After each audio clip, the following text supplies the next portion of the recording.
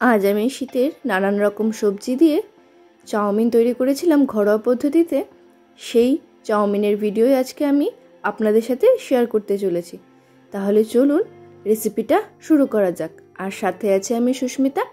আপনারা দেখছেন আমার চ্যানেল পালমারির কিচেন। সবজি দিয়ে চাউমিন তৈরি করার জন্য প্রথমে এখানে আমি নিয়ে নিয়েছি বেশ কিছু সবজি। সবজিগুলোর মধ্যে নিয়ে নিয়েছি ফুলকপি, গাজর, পেঁয়াজকলি, ব্রোকলি, ক্যাপসিকাম আর আলু। আপনারা এখানে পছন্দ মতন সবজি ব্যবহার করতে পারেন। আমার যেগুলো পছন্দ হয়েছিল আমি সেই সবজিগুলোই ব্যবহার করেছি। এরপর নিয়ে নিয়েছি পেঁয়াজ কুচি, আদা কুচি, লঙ্কা কুচি, দুটো ডিম নিয়ে নিয়েছি এখানে আমি। এরপর একটা পাত্রে জল গরম বসিয়ে দিয়েছি, চাউমিনটা সেদ্ধ করে নেব। জলে দিয়ে দিলাম লবণ, বেশ কিছুটা পরিমাণে লবণ আমি এখানে দিয়ে দিলাম। এরপর দিয়ে দেব সামান্য রিফাইন্ড অয়েল।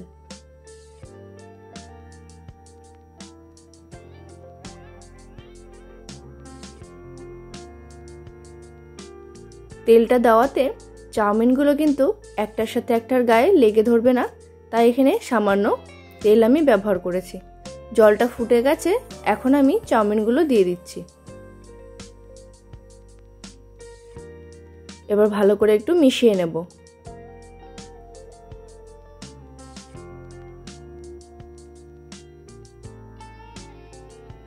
খুব ভালো করে চাউমিনগুলো জলের মধ্যে মিশিয়ে নিচ্ছি, তাহলে সবগুলো খুব ভালোভাবে সেদ্ধ হয়ে যাবে।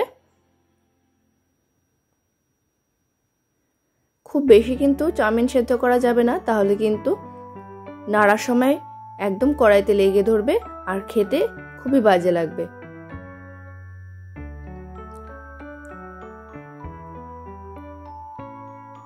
চাউমিনটা দেখুন সেদ্ধ হয়ে এসেছে, এই রকম সেদ্ধ করে নামিয়ে নিতে হবে। চাউমিনটা আমি নামিয়ে জল দিয়ে একটু ধুয়ে রেখেছি ঠান্ডা জলে। এরপর একটা কড়াই বসিয়ে দিয়েছি। কড়াইতে দিয়ে দিচ্ছি সামান্য রিফাইন্ড অয়েল। তেল গরম হয়ে গেছে, এখন ডিম ফাটিয়ে দিয়ে দিচ্ছি। প্রথমে ডিমটাকে ঝুড়ো করে ভেজে নেব।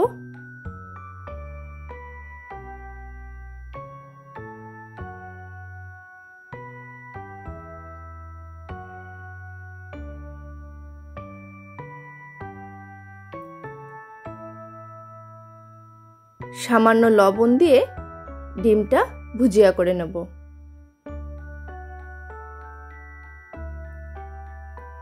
সামান্য একটু লবণ দিয়ে দিলাম। এরপর নাড়াচাড়া করে ডিমটাকে ভেজে নিচ্ছি। ডিমটা ভেজে নেওয়া হয়ে গেছে, নামিয়ে নেব। এরপর ওই কড়াইতেই আবারও দিয়ে দেব বেশ কিছুটা রিফাইন্ড অয়েল। তেল গরম হয়ে এসেছে, এখন আমি কেটে রাখা সবজিগুলো এক এক করে তেলের ওপর দিয়ে দেব। প্রথমে আলু, তারপর ফুলকপি, ব্রোকলি, পেঁয়াজকলি, গাজর, ক্যাপসিকাম, সমস্ত সবজি আমি একবারেই দিয়ে দিয়েছি।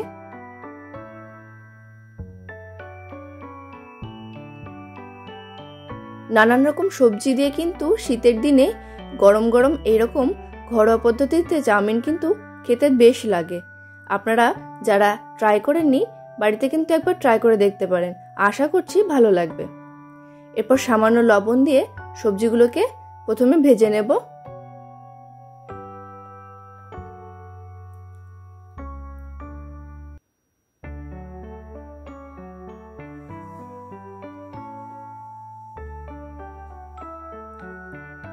সমস্ত সবজিগুলো ভালোভাবে মিশিয়ে নিয়েছি।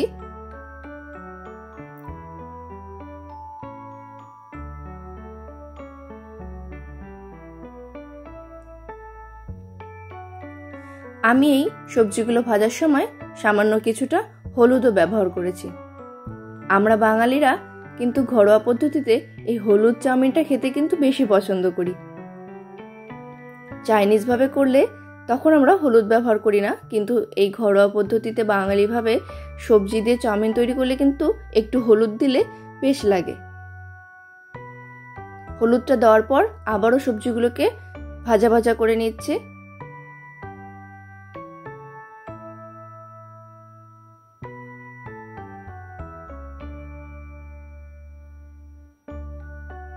এরপর সমস্ত সবজিগুলো একটু আমি সাইডে সরিয়ে দিয়ে মাঝখানটায় পেঁয়াজ কুচি আর আদা কুচি, লঙ্কা কুচিটা দিয়ে দেব।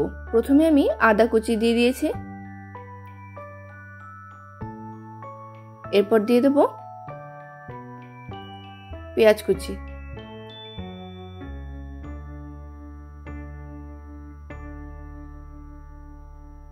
চাইলে এটা আপনারা প্রথমেও ভেজে নিতে পারেন, কিন্তু পরের দিকে দিলে এর ফ্লেভারটা খুব সুন্দর থাকে। তাই আমি আদা পেঁয়াজটা মাঝামাঝি সময় দিয়েছি, যাতে এর গন্ধটা খুব ভালোভাবে পাওয়া যায়। এরপর ভালোভাবে সবকিছু আবারও ভেজে নেব।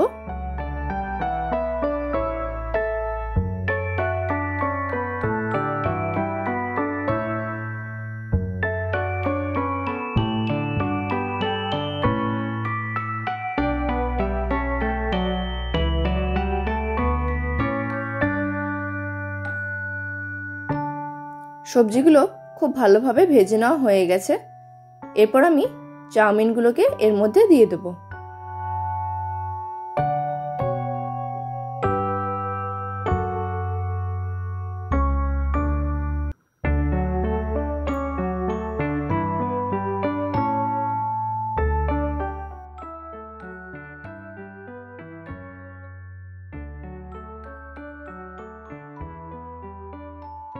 চাউমিনগুলোকে ওপর থেকে দিয়ে নিচ্ছি, তারপর ভালোভাবে সবকিছুর সাথে মিশিয়ে নেব।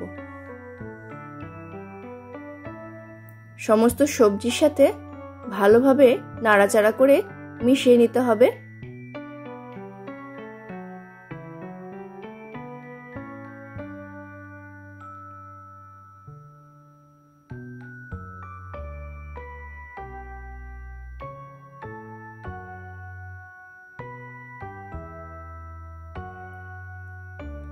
খুব ভালোভাবে দেখুন মেশানোটা হয়ে এসেছে। আরও একটু নাড়াচাড়া করে নেব আমি। এরপর দিয়ে দিচ্ছি এর মধ্যে গোলমরিচ গুঁড়ো।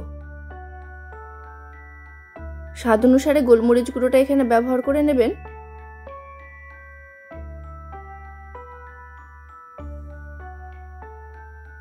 এরপর দিয়ে দেব ভেজে রাখা ডিম।